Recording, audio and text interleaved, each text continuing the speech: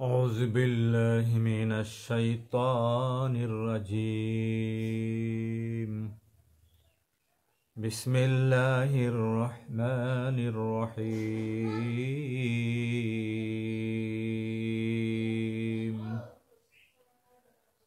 اليوم نختم على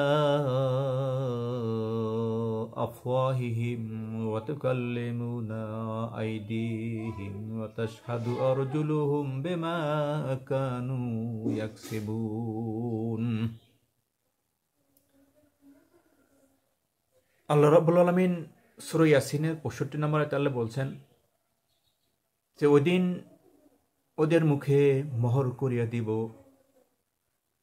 হাত সাথে কথা বলিবে, চরণ সাক্ষ্য দিবে ওদের কৃতকর্মের।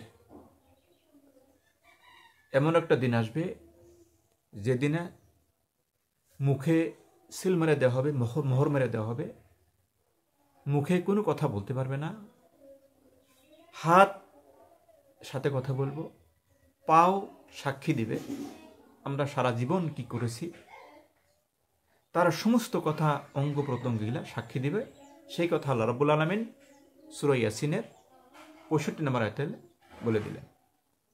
তাই আমরা যে মরতে হবে, একদিন চলে যেতেই হবে, এটা দৃঢ় সত্য কথা।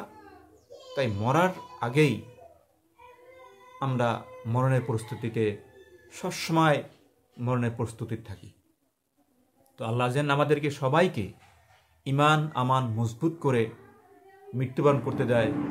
আল্লাহুম্মা আমিন।